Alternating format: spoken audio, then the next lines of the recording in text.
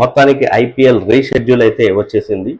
మే 17 నుంచి జూన్ 3 వరకు మ్యాచ్లు జరుగుతాయి. మే 17న ఆర్సీబీ కోల్కతా నైట్ రైడర్స్ మధ్య మ్యాచ్ మొదలైతే చివరి రోజు అంటే ఫైనల్ మ్యాచ్ జూన్ 3న జరుగుతుంది.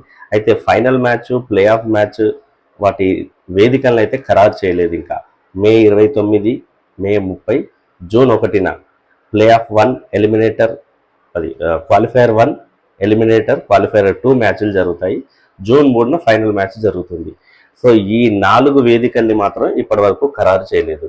ఇక తెలుగు అభిమానులకు బ్యాడ్ న్యూస్ ఏంటంటే హైదరాబాద్లో జరగాల్సిన మ్యాచ్లు తరలిపోయాయి. ఎక్కడ ఒకటి లక్నోతో జరగబోయే మ్యాచ్ లక్నోలో జరుగుతుంది. ఆర్సీబీతో ఆడాల్సిన మ్యాచ్ బెంగళూరులో జరుగుతుంది. కోల్కతాతో జరగాల్సిన మ్యాచ్ ఢిల్లీలో జరుగుతుంది. నిజానికి మే 10న కోల్కతాతో మ్యాచ్ జరగాల్సింది హైదరాబాద్లో. కానీ మే 8 నుంచే సరిహద్దుల్లో కొంత ఉద్రిక్తత నెలకొనడంతో మ్యాచ్ను నిలిపివేసిన సంగతి మనందరికీ తెలిసిందే. సో మొత్తానికి ఇది మ్యాటర్. ఐపీఎల్ అయితే రీషెడ్యూల్ వచ్చేసింది. ఇంకా హైదరాబాద్లో మ్యాచ్లు అయితే లేవు. అంటే వర్షాలు పడతాయన్న కారణంతో ఏమైనా మరి ఇక్కడి నుంచి తప్పించారా? ఇంకో విషయం, చెన్నైలో కూడా మ్యాచెస్ లేవు. ఎలాగో ఈ 2 టీమ్స్ హైదరాబాద్ కానీ చెన్నై కానీ ప్లే ఆఫ్స్కు చేరే అవకాశాలు లేవు. ఈ 2 టీంలు ఆల్రెడీ నిష్క్రమించాయి.